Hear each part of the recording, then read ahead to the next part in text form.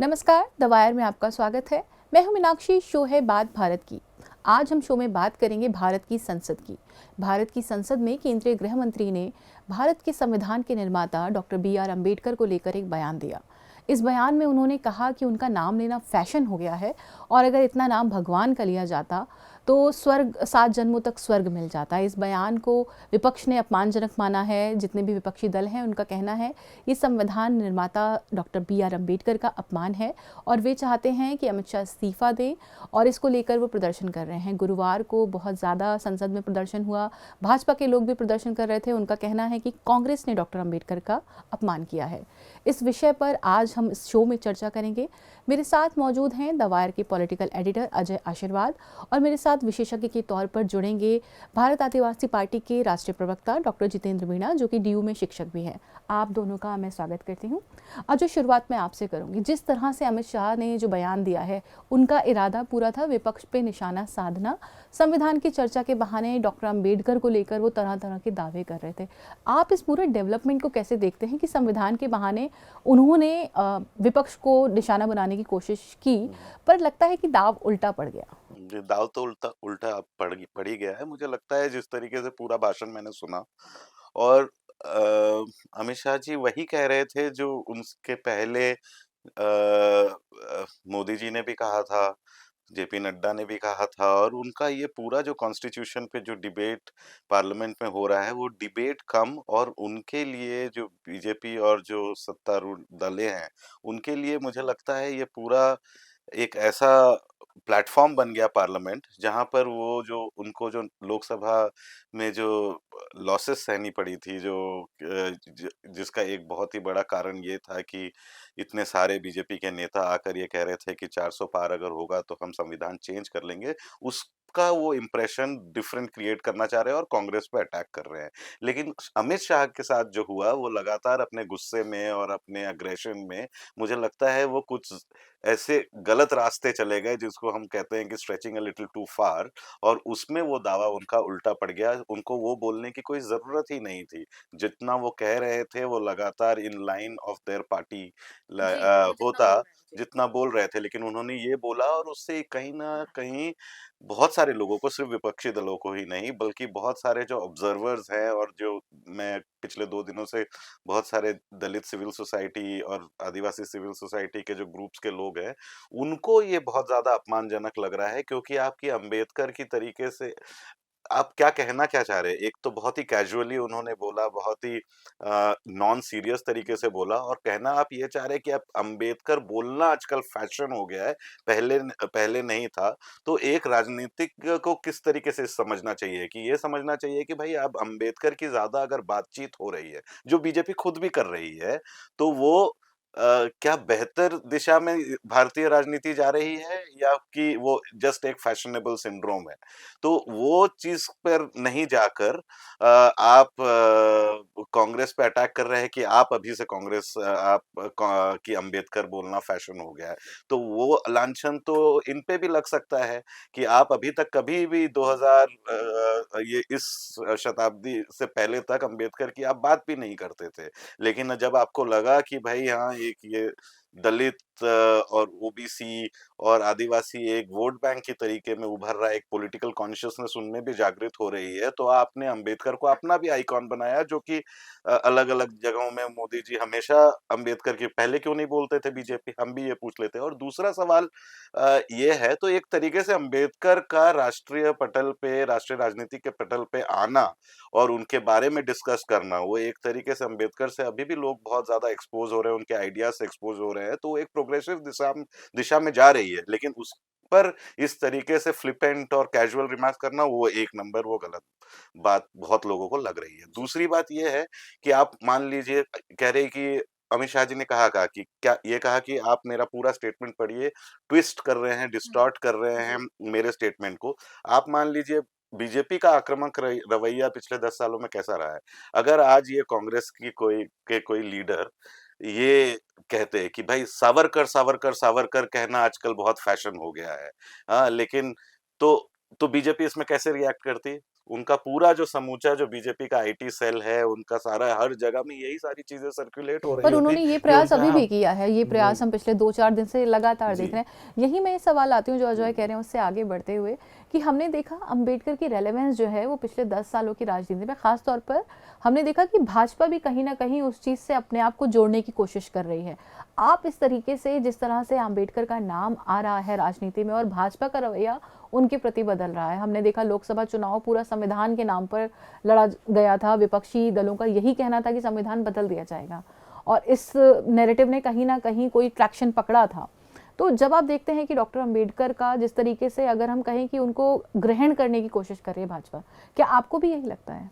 जी, बिल्कुल ये बात ऐसे आप देख लीजिए कि डॉक्टर अंबेडकर को राजनीति में बड़े पैमाने पे 80 के दशक में मान्यवर कांशीराम साहब लेकर के आए और तब से उन्होंने जब मान्यवर कांशीराम साहब ने डॉक्टर अंबेडकर को आइकॉन अपना बनाया और उस उनके ज़रिए पूरा नॉर्थ इंडियन पॉलिटिक्स का जो एक तस्वीर थी वो कंप्लीटली बदल कर के रख दी और उसका नतीजा हमने यूपी की पॉलिटिक्स में देखा कि बसपा ने 4 बार सरकार भी बनाई और तब से ही ये चल रहा था कि जो पूरा नॉर्थ इंडिया और पूरा देश भर का जो मार्जिनलाइज्ड सेक्शन है, जो अंबेडकर को अपना आइकॉन मानता है, अंबेडकर को अपना हीरो मानता है। अंबेडकर उसके लिए फैशन नहीं है, अंबेडकर उसके लिए एक संघर्ष का प्रतीक है। उसमें अपनी तस्वीर भी वो देख रहा है। उन सब ने उसे एप्रोप्रिएट किया, उसे एक्सेप्ट किया था और जैसे-जैसे चीज़ें आगे बढ़ी, तो हम देख रहे हैं कि 24 तक आते-आते बीजेपी और कांग्रेस में एक होड़ मचने लगी कि किस तरीके से हम एसटी, एससी, ओबीसी जिनके आइकॉन डॉक्टर अंबेडकर हैं, उन्हें कैसे अपनी तरफ खींचने की कोशिश करें। कांग्रेस इस दिशा में, इंडिया ब्लॉक इस दिशा में आगे बढ़ा। उन्होंने संविधान खतरे में है का नारा दिया और जो कि बीजेपी के ही जो नेताओं के बयानों से निकल कर के आया था। और तब से ये चीज़ चल रही थी कि अंबेडकर आखिर में किसके हैं और उनको पॉलिटिकली उनकी लेगेसी को कौन हड़प सकता है, इस बात को लेकर के लड़ाई चल रही थी। और कांग्रेस के सांसदों को हमने देखा कि संविधान की प्रतियां हाथ में लेकर के उन्होंने शपथ भी ली थी और उसके बाद से ही लगातार बीजेपी जो है डॉक्टर अंबेडकर को लेकर के, संविधान को लेकर के बैकफुट पर थी। और अब जैसे ही ये अमित शाह का बयान आया, उस बयान को भी हम देखेंगे तो वो दरअसल होम मिनिस्टर का बयान है। अभी तक इस तरीके के बयान हम सड़कों पे सुनते थे, आए दिन गली मोहल्लों में सुनते थे। लेकिन जब इस देश का होम मिनिस्टर इस तरीके के बयान देता है और संसद में खड़े होकर के जो लहजा है, उसमें कोई रिस्पेक्ट नहीं है डॉक्टर अंबेडकर के लिए। वो अगर हम ये भी मान सकते हैं कि उनके बयान को तोड़ा-मरोड़ा भी गया, अगर ये मान भी लें, तो कहीं उन जिस तरीके से वो डॉक्टर अंबेडकर का नाम ले रहे हैं, उसमें रिस्पेक्ट नहीं झलक रही है।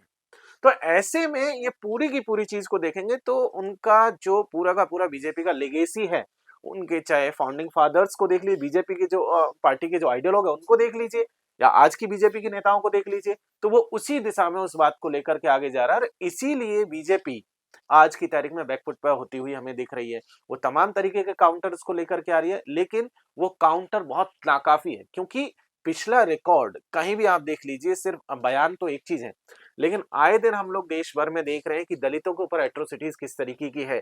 कहीं घोड़ी पर बैठने पर जो है पाबंदी लगाई जा रही है।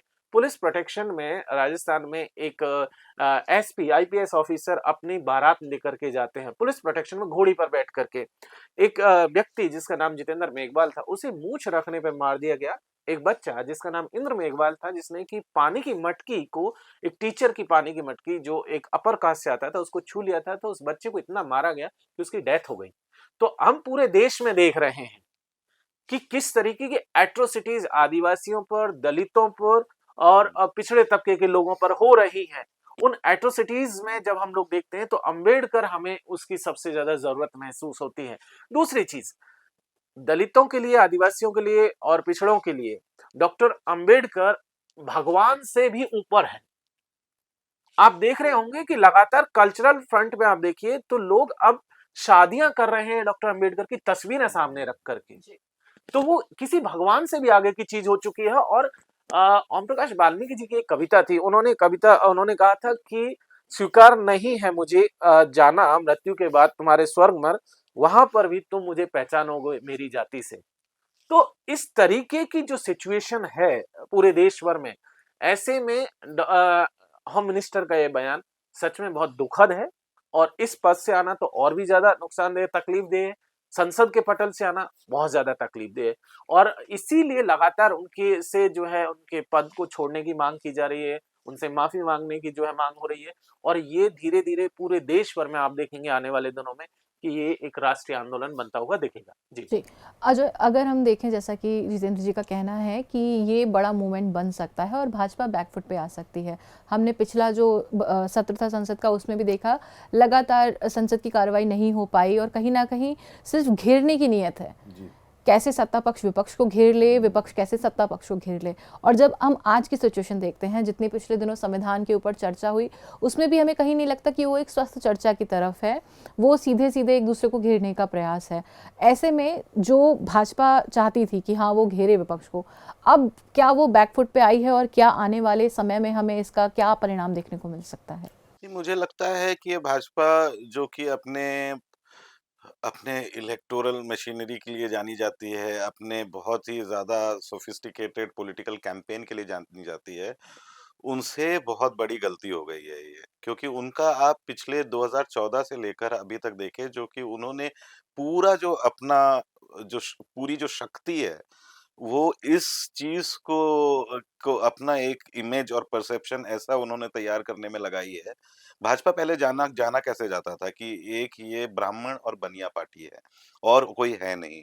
लेकिन ये 2014 से मोदी जी के नेतृत्व में उन्होंने अपना परसेप्शन, अपना इंप्रेशन ऐसे देने की कोशिश की है कि हम ब्राह्मण बनिया पार्टी नहीं है, बल्कि हम ओबीसी और दलित लोगों को साथ में लेके चलने वाले हैं। उन्होंने उनको लीडरशिप भी बहुत जगहों में दी और उनका फ़ायदा उन्हें अभी तक विभिन्न लगातार राज्यों में मिल रहा हमने था। देखा कि जहां जी, पर बिल्कुल। सीएम और डेप्यूटी सीएम लाए गए, वो कहीं कहीं कहीं जगहों हाँ, पर सीएम नहीं, जातियों को, हाँ, हाँ, हाँ। जातियों को साधने और की कोशिश नजर आदिवासियों आती को है। हाँ, जी। हाँ। मतलब पहली बार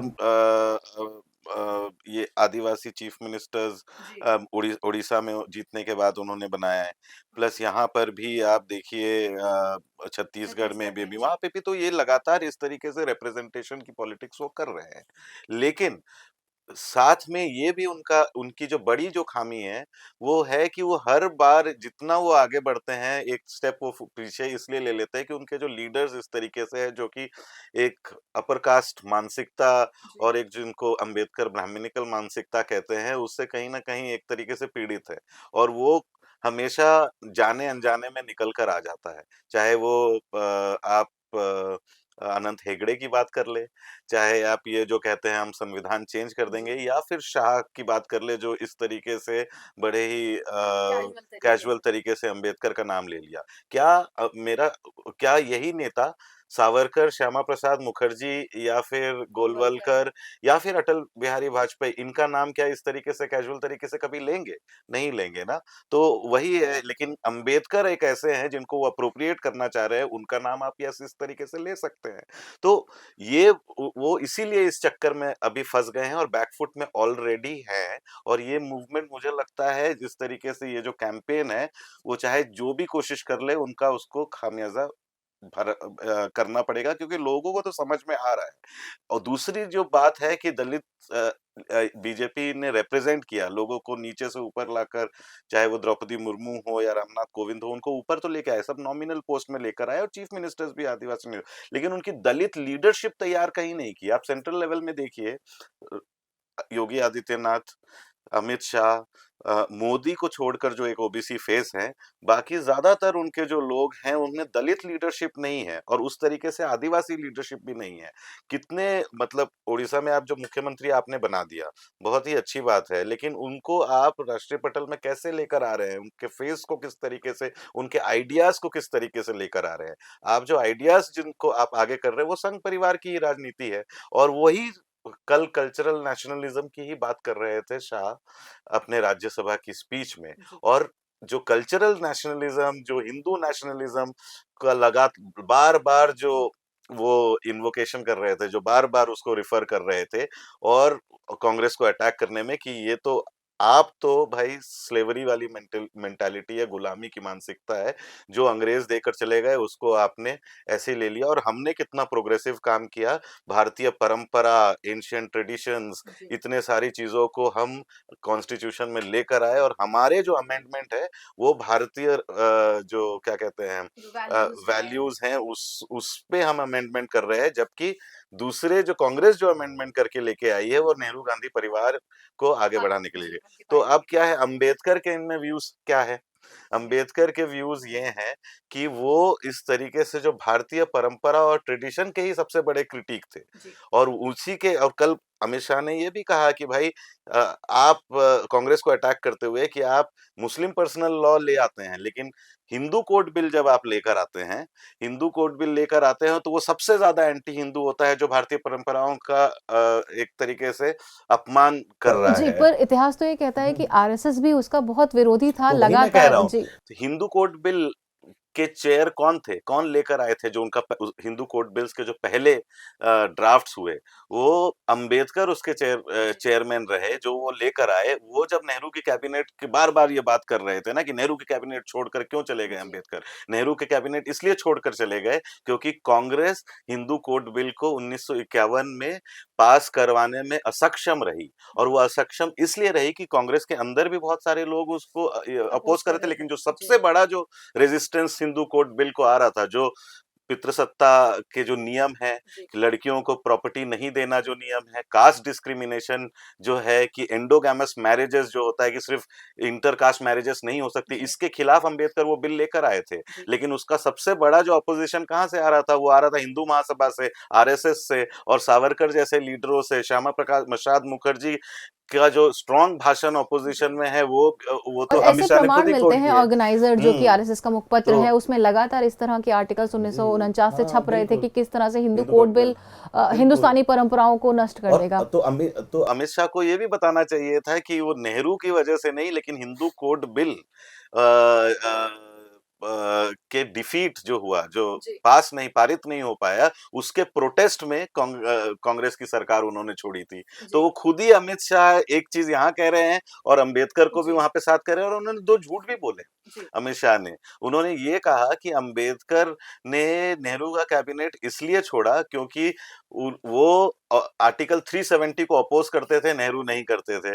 दूसरा है, ये कह रहे थे कि वो फॉरेन पॉलिसी के नेहरू को, अब आप इसमें आप उन्होंने ये भी जोड़ा कि ये, अनुसूचित जातियों को हाँ, जितना तवज्जो मिलना चाहिए वो उसको सच बात है। उसमें से उन 3 पॉइंट्स जो ये अमित शाह जी ने कहा, उसमें से सिर्फ एक ही सच बात है कि उनको, अंबेडकर जी को ये लगता था कि जो प्रॉमिसेस किए गए थे शेड्यूल कास्ट और शेड्यूल ट्राइब्स को, वो नेहरू की गवर्नमेंट पूरी नहीं कर पा रही है। लेकिन जो 2 दूसरे रीजन दिए कि अंबेडकर 370 को लेकर अपोज थे, वो एकदम झूठ है, क्योंकि ये बात लगातार 2019 से ये आरएसएस के और वेंकैया नायडू, अर्जुन मेघवाल जो मिनिस्टर्स है बीजेपी को, लगातार ये कह रहे हैं कि भाई वो शेख अब्दुल्ला को वो लगा, लेकिन उसका हिस्टोरिकल प्रमाण कोई नहीं है। जबकि अगर हिस्टोरिकल प्रमाण अंबेडकर की राइटिंग्स को देखे, वो आर्टिकल 370 को हटाना तो दूर की बात है, लेकिन वो वहां पे प्लेबिसाइड की बात कर रहे थे, क्योंकि वो एज अ मिनिस्टर ये सोच रहे थे कि जो कश्मीर का डिस्प्यूट है, वो भारत के लिए अच्छा नहीं है, इतना ज्यादा डिफेंस बजट हमारा वहां जा रहा है, तो उसके लिए अगर प्लेबिसाइड कराना है तो वो कराओ, उसको करके खत्म करो, लेकिन इस डिस्प्यूट को आप खत्म करो ताकि एक साथ इंडिया आगे बढ़ पाए। और दूसरा दूसरा ये कह रहे थे कि फॉरेन पॉलिसी में एक बार नेहरू ने, ऐसा हुआ था कि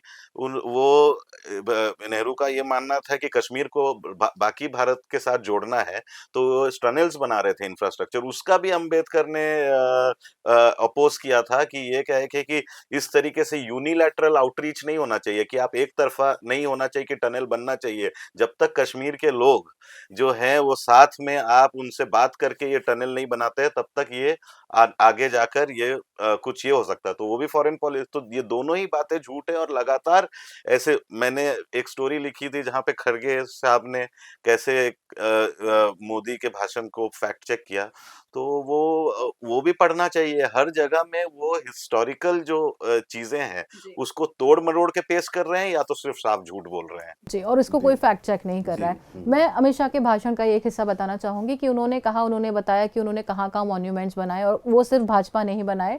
उसका भी फैक्ट चेक है कि उसमें बहुत सारी चीज़ें मनमोहन सरकार के समय में हुई थी, पर उन्होंने जो अपना क्लेम बताया कि उन्होंने अंबेडकर के लिए क्या किया है, उन्होंने मॉन्यूमेंट्स गिनाए, उन्होंने बताया कि कैसे उन्होंने 14 अप्रैल जो डॉक्टर अंबेडकर का जन्मदिन है उसे समरसता दिवस बनाया है, घोषित किया है। पर जो हम हालत देख रहे हैं भाजपा के राज में, देश के विभिन्न राज्यों की, वहाँ हमें ये समरसता नज़र नहीं आ रही है। और क्या हम जब कहते हैं कि हम डॉक्टर अंबेडकर के लिए कुछ कर रहे हैं, तो क्या स्मारक बनवा देना काफ़ी है? जिस तरह से आपने बताया कि राजस्थान में दलितों के साथ भेदभाव हुआ, यूपी में हुआ, हम और नॉर्थ इंडियन इसमें देख रहे हैं, राज्यों में देख रहे हैं कि लगातार हमें ऐसे अपराध दिख रहे हैं जहाँ पर पता है कि वो भेदभाव उनके मूल में है। तो क्या सिर्फ ये कह देना कि हमने समरसता दिवस घोषित किया या हमने स्मारक बनवाया काफ़ी है? देखिए ये उनकी वोट बैंक की पॉलिटिक्स का हिस्सा है। लगातार वो स्मारक बना करके या किसी और तरीके से वो दलितों को अपनी तरफ वोट बैंक के नज़रिए से अपनी तरफ लुभाने की कोशिश है। लेकिन अगर सच में मैं ये कहूँ कि अगर बीजेपी बाबा साहब को मानती भी है, थोड़ा भी मानती है, तो बाबा साहब की जो 22 प्रतिज्ञाएँ हैं, एक बार वो संसद में दोहरा दें। चाहे वो हम मिनिस्टर साहब दोहरा लें, प्राइम मिनिस्टर साहब दोहरा लें, बीजेपी के अध्यक्ष जो हैं वो दोहरा लें, या जो उनके जो काम थे खास करके मनुस्मृति के दहन को लेकर के, जो एक्चुअली में जो कोर में है, जो इश्यूज डॉक्टर अंबेडकर तस्वीरों में नहीं है। डॉक्टर अंबेडकर आपको मिलेंगे इस देश के हर उस तबके के पास मिलेंगे जिसके हक को छीना जा रहा है, जिसको मारा पीटा जा रहा है, किसी नाम की वजह से, किसी और पहचान की वजह से, कोई सार्वजनिक जगहों पर जाने की वजह से, पानी पीने की वजह से, छूने की वजह से। हर उस व्यक्ति के पास डॉक्टर अंबेडकर मिलेंगे, उसकी विरासत मिलेगी। हो सकता है उसके पास डॉक्टर अंबेडकर की तस्वीर ना हो, लेकिन वो उन्हें जी रहा है, उनके संघर्ष को जी रहा है। इसीलिए ये बहुत नाकाफी है। और डॉक्टर अंबेडकर को लेकर के जो बीजेपी की जो कोर आइडियोलॉजी है, जिसको लेकर के बीजेपी लगातार बात करती रहती है, चाहे हिंदू राष्ट्र को लेकर के, मैं कुछ कोटेशंस उनकी लेकर के आया था, क्योंकि आज की तारीख में वो मॉन्यूमेंट बना करके भले ही कुछ कह रहे हो, लेकिन जो इस देश में जिस तरीके से वो हिंदू मेजोरिटेरियनिज्म को जिस तरीके से वो प्रमोट कर रहे हैं, और बाकी आइडेंटिटीज को जिस तरीके से खत्म कर रहे हैं, चाहे वो दलित आइडेंटिटी हो, चाहे वो आदिवासियों की आइडेंटिटी हो, बहुजनों की आइडेंटिटी हो, या माइनॉरिटीज को हो, तो उसको लेकर के जो आरएसएस का हिंदू राष्ट्र की अवधारणा थी, उसको लेकर के जो डॉक्टर अंबेडकर का जो कोट था, मैं उसको पढ़ना चाहूंगा एक बार। हिंदू राष्ट्र का विचार न केवल अल्पसंख्यकों के लिए बल्कि दलितों के लिए भी विनाशकारी है। यह विचार लोकतंत्र और समानता के आदर्शों के विपरीत है। ऐसे में डॉक्टर अंबेडकर जानते हैं, उस समय भले बीजेपी नहीं है, लेकिन जनसंघ और आरएसएस है। और जनसंघ और आरएसएस जिस तरीके की पॉलिटिक्स को लेकर के आगे बढ़ रहा है, हिंदू राष्ट्र को लेकर के, और आरएसएस को तो वो ये कह रहे हैं कि आरएसएस जो अपर कास्ट जो जातियां हैं, उनका एक संगठन है। और ये संगठन बेसिकली जो आर्य इन्विजन की जो थ्योरी है, उसको इग्नोर करके दलितों और पिछड़ों आदिवासियों के शोषण को, जो मूल निवासी, उनके यहाँ टर्म आता है मूल निवासी, उसके जो संघर्ष है उसको छुपाने की एक कोशिश है। उन मेजोरिटेरियन जो कम्युनिटीज है उनको उनको ऊपर थोपने की कोशिश है। तो ऐसे में भले ही बीजेपी कितना ही ये क्लेम कर ले, लेकिन वो बाबा साहब के उस संघर्ष को नहीं पहचान रही है, उसको एक्नॉलेज ही नहीं कर रही है। दरअसल मैं बात ये है जिसकी की सबसे ज्यादा जरूरत है, क्योंकि जब दलित तबका या आदिवासी तबका या पिछड़ा वर्ग के लोग या महिलाएं, महिलाओं को लेकर के जब हिंदू कोड बिल की बहस चली, अभी अजय ने बात कही हिंदू कोड बिल की, तो महिलाओं के जब राइट्स देने की बात आई, तो इसको लेकर के चाहे आपके बयान सावरकर साहब के ले लीजिए, दीनदयाल उपाध्याय साहब के ले लीजिए, श्यामा प्रसाद मुखर्जी के बयान को ले लीजिए, तो वो लगातार ये कह रहे हैं कि ये वेस्टर्न कॉन्सेप्ट है, इससे हिंदू परिवार जो प्रणाली है वो विध्वंस हो जाएगी, वो नष्ट हो जाएगी। इस तरीके के बयान वो दे रहे हैं। आज की तारीख में वो उसको किसी भी तरीके से कह सकते हैं, उसको इग्नोर कर सकते हैं, लेकिन एक्चुअली में डॉक्टर अंबेडकर बीजेपी और आरएसएस की जो कोर आइडियोलॉजी है उसके खिलाफ में खड़े हुए नजर आएंगे। और उनके जो बीजेपी के जो पुराने पाप है, आज की तारीख में वो मॉन्यूमेंट बना करके बीजेपी उसको धोने की कोशिश कर रही है, लेकिन जैसे ही थोड़ा सा डीप में जाते हैं, उनके मुंह से इस तरीके के बयानात जो है गाहे बजाए निकल ही आते हैं, और उसका जो है रिफ्लेक्शन आपको दिख रहा मैं है। तो ये कह सकता था कि मतलब अगर मुझे मुझे लगता है कि जिस तरीके से मोदी के नेतृत्व में बीजेपी का जो आउटरीच दलित और आदिवासी और ओबीसी को लोकर है, वो एक तरीके से बीजेपी के अगर इतिहास या संघ परिवार का इतिहास अगर देखे, तो उसमें एक तरीके से अभूतपूर्व है।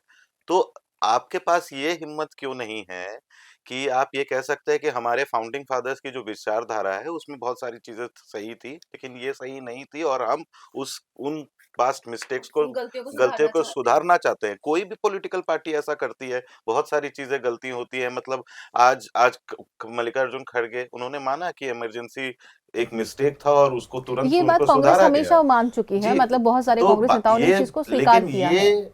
बीजेपी अथत अथत अनट्रूथ्स जो असत्यों पे हमेशा निर्भर हो जाती है और वो चीज उनका मतलब जब से वो 1923 से आरएसएस का अगर इतिहास देखें तो लगातार इस तरीके से ऐतिहासिक तथ्यों को तोड़ मरोड़ कर पेश करना या फिर कंप्लीटली फेक कोट एक बनाकर आगे पेश करना और इतिहास बदलना उनका एक ये है शौक और है। शौक है। जैसे वो हमेशा कल भी ये कह रहे थे हम पीछे नहीं गए, हम अपने वो लेकर आए। लेकिन आप आप जिस तरीके से आप इतिहास से सीखते हैं, इतिहास की वजह से हम आप बहुत सुधरते पिछले हैं इतिहास और की ये बात हाँ। नहीं करते हैं, हम 1997 की बात करते हैं। हुँ, अरुण शौरी थे, हुँ, उन्होंने किताब लिखी थी फॉल्स गॉड नाम से, जिसमें उनका कहना था उन्होंने बहुत सारे मिथ्स जो हैं डॉक्टर हुँ, अंबेडकर को लेके उन्हें बस्ट किया है। हुँ, अगले ही साल उनको जगह मिल जाती है राज्यसभा में, वो वाजपेयी सरकार का हिस्सा बन जाते हैं हुँ। और उसमें जो बहुत सारे तथ्य थे वो आगे जब इतिहासकारों ने अपनी कसौटियों पे उन्हें कसा तो उनमें से कुछ भी बहुत प्रमाणिक नहीं निकला।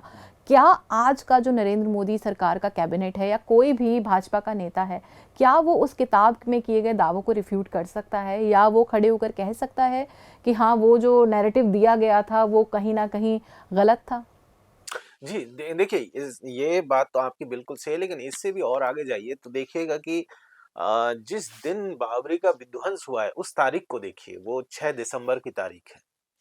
बाबा साहब का परिनिर्वाण दिवस है उस दिन। ये कोई कोइंसिडेंस नहीं है कि 6 दिसंबर को ही बाबरी शहादत हो रही है और एक तरफ बाबा साहब अम्बेडकर का जो है परिनिर्वाण दिवस है। तो ऐसे बहुत सारे एक्ट हैं जिनमें आप देखेंगे तो लगातार बीजेपी जिसको डिफेंड नहीं कर पा रही है। जो पूरा पास्ट उनका जो पूरा हिस्ट्री है, उनके संगठन का जो हिस्ट्री है, उनका जो पेरेंटल ऑर्गेनाइजेशन आरएसएस, उसका भी जो हिस्ट्री है, उसको भी देखेंगे तो बीजेपी उसको आज एक्सेप्ट करने को राजी नहीं है। वो चाहती है कि किसी तरीके से वो बाबा साहब के सामने तस्वीर लगा करके और हाथ जोड़ देंगे तो शायद उनसे उनका पाप धुल जाएगा, लेकिन ऐसा होगा नहीं। क्योंकि बीजेपी ने जिस तरीके से डॉक्टर अंबेडकर और उनके साथ साथ तमाम जो आइकॉन्स आप देख लीजिए, चाहे वो आदिवासी तबके के हों चाहे पिछड़े तबके के हों, और उनका जो स्ट्रगल है कास्ट को लेकर के, रिलीजन को लेकर के, जिस तरीके का शोषण इस देश का दलित आदिवासी तबका झेलता रहा है, उसको लेकर के आप देखेंगे तो पता चलेगा कि बीजेपी हमेशा दलित आदिवासी और पिछड़ों के खिलाफ खड़ी हुई दिखाई देती है।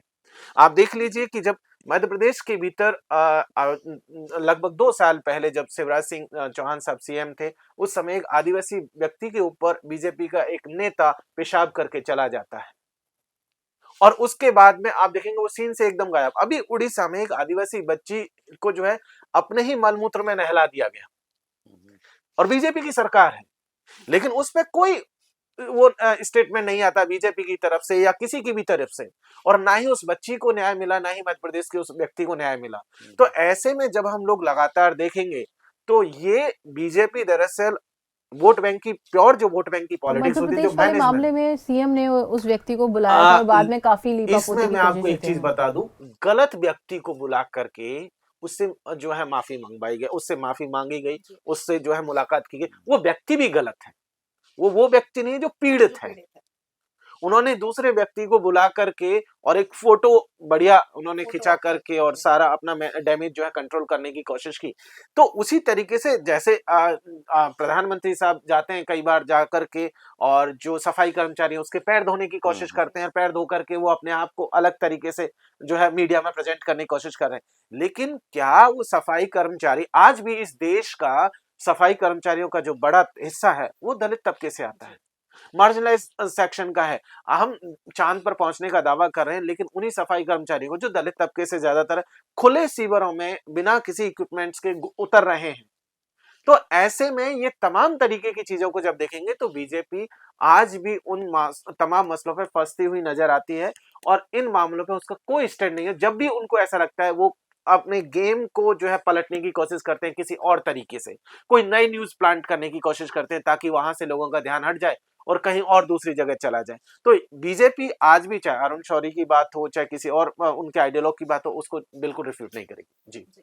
आखिरी सवाल अजय मेरा आपसे है, भाजपा के जो सहयोगी दल हैं, मतलब जो केंद्र सरकार में उनके साथ में उनके गठबंधन में है, अरविंद केजरीवाल ने आज नीतीश कुमार को, चंद्रबाबू नायडू को चिट्ठी लिखी है। आपको क्या लगता है कि जो पूरा एपिसोड है डॉक्टर अंबेडकर को लेकर, उस पर उनका क्या रवैया रहने वाला है? क्या भाजपा वहां भी कोई नुकसान झेल सकती है? नहीं, वो ज़ाहिर-सी बात है जो कि बीजेपी के जितने भी घटक दल हैं, मतलब एनडीए के जितने भी घटक दल हैं, उनका जो मूल आधार है, वो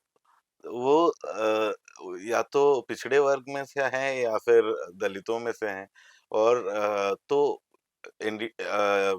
नायडू जो हैं या फिर नीतीश कुमार हैं, आप उनको अपने जो कॉन्स्टिट्यूएंसीज़ हैं, उनमें तो जवाबदेह होना पड़ेगा। अभी चुप्पी साधी हुई है उन्होंने, क्योंकि ये अभी मामला अभी फ्रेश है। और आने वाले दिनों में मुझे जिस तरीके से विपक्ष का रवैया लग रहा है, इस मुद्दे को वो और ज़्यादा अपने पॉलिटिकल गेन्स के लिए भी और ये एक सैद्धांतिक रूप से भी आगे बढ़ाएगी। और उस समय नायडू को एक जवाब देना होगा और नीतीश कुमार को जवाब देना होगा। ख़ास करके नीतीश कुमार को तो ज़रूर जवाब देना होगा, क्योंकि आने वाले 6 महीनों में उनको भी एक चुनाव फेस करना है और उनको अपना जस्टिफाई करना होगा कि वो बीजेपी के और इस तरीके के लोगों के साथ आप कैसे हैं। क्योंकि बीजेपी चाहे जितनी भी कोशिश कर ले, वो ये रिवर्स नहीं कर सकती हैं। मैं अभी बहुत सारे सोशल मीडिया में भी देख रहा था कि वो बहुत जगहों में ये जो कॉन्टेस्टेड जो स्टेटमेंट है, हुँ। बहुत सारे जहाँ पे ये अंबेडकर, अंबेडकर, अंबेडकर फैशन बन गया है, पूरा उनका भाषण है लेकिन वो जगह वो हाँ, वो हिस्सा हिस्सा नहीं नहीं है। है। तो बीजेपी अपनी तरफ से बहुत कोशिश कर रही है कि उसका कोई रिकॉर्ड ना रहे और इस पे लीपापोती करने की कोशिश कर रही है। लेकिन जिस तरीके से वो इतिहास में ऐसे इतिहास के बारे में झूठ फैलाकर इतिहास को खत्म नहीं कर पाए, तो ये भी खत्म नहीं होते हैं खासतौर पे चीज़ें ये। अंबेडकर की राइटिंग्स खुद सरकारी वेबसाइट पे दर्ज हैं। अगर एमईए कोई की वेबसाइट पे है। जी, अगर कोई हाँ, भी जाकर मिनिस्ट्री देखना चाहता है तो इन दावों को जो है उनको सत्यापित वो किया भी जा हट हो सकता है। सकता है बिल्कुल। हट जाए इसमें कुछ इनके दिनों और में। भी कुछ साथी हैं, जैसे हुँ। रामदास अठावले साहब महाराष्ट्र में जी, खास जी। करके, हाँ। या जीतन राम मांझी साहब, या हुँ, चिराग पासवान जी, हुँ। इन सबके सामने एक चैलेंज है चैलेंज है। कि वो किस तरीके से डॉक्टर ये जो स्टेटमेंट है उसको डिफेंड करते हैं। हुँ, और उनके लिए इसे आसान नहीं होगा इस हुँ, स्टेटमेंट को डिफेंड करना। हुँ। और उनको, अगर वो साइलेंट हो भी जाते हैं तो जनता उनसे सवाल पूछेगी, पूछिए। क्योंकि ये मामला अब पब्लिक में चला गया। ये पार्लियामेंट के डिस्कशन का हिस्सा अब नहीं रहा है, केवल उस तक सीमित नहीं है, अब ये जनता में चला गया। हम लोग देख रहे हैं कि आज दिन भर में अलग-अलग जगहों पर प्रोटेस्ट होने शुरू हुए हैं। लोग हुँ, डॉक्टर अंबेडकर की तस्वीर लेकर के रैलियां निकाल रहे हैं, और ये पब्लिक केवल मीटिंग्स पार्टी कर के रहे लोग हैं। नहीं और हैं। ये पार्टी के लोग नहीं हैं, ये हुँ, आम जनता भी इसमें शामिल छोटे है, समूह छोटे-छोटे समूह संगठन शामिल हैं, और वो लोग भी शामिल हैं जो किसी संगठन का पार्ट नहीं है, लेकिन बाबा साहब को मानते हैं। वो उनकी तस्वीरें निकाल करके 20 आदमी, 50 आदमी, कहीं 100 आदमी खड़े होकर के और अपनी बात को कह रहे हैं, अपना विरोध दर्ज करा रहे हैं, और जो है गृह मंत्री साहब से माफी की मांग कर रहे हैं। तो इस तरीके का ये जो पूरा का पूरा जो स्टेटमेंट है, ये आने वाले दिनों में बीजेपी के लिए बहुत नुकसानदेह होगा। जी, हम उम्मीद कर सकते हैं कि भाजपा अपनी गलती को माने और कहीं न कहीं जो अभी भी डिफेंड कर रही है गलत तथ्यों के साथ में, वो बंद कर दे। उन्हें मानना चाहिए, इसे मानने में कोई हर्ज नहीं है। डॉक्टर अंबेडकर, हाँ बिल्कुल एकदम मानना चाहिए कि भाई गलती हुई है, माफी मांगने में। भाई आप डॉक्टर अंबेडकर से माफी मांग रहे हैं, पार्लियामेंट से में इस बात को कह रहे हैं, जनता से बात कर रहे हैं। आप जरूरी नहीं है किसी पॉलिटिकल पार्टी के को संबोधित करें, आप देश के नाम पे भी और ये बात देश कह की सकते सबसे हैं। बड़ी बस पार्टी है, उनका एक्सेप्टेंस है। तो उनको कम से कम अपने जो उस पॉपुलैरिटी अपने जो वो वोट बैंक हमेशा कहते जी, हैं ना, जो वोट आम बैंक जनता है राजनीति। जिसके लिए ये जो देश। उन्हें वोट दे रहे जी, हैं उनके प्रति तो जवाबदेह होना चाहिए ना, कांग्रेस के प्रति हो सकता ना हो, लेकिन जी। उनके प्रति तो होना जी, हम चाहिए। उम्मीद करेंगे जी। कि ऐसा कोई हुँ। सलाहकार वहाँ पर भी हो। आप दोनों जी। हमारे साथ जुड़े, आपका बहुत-बहुत शुक्रिया। नमस्कार।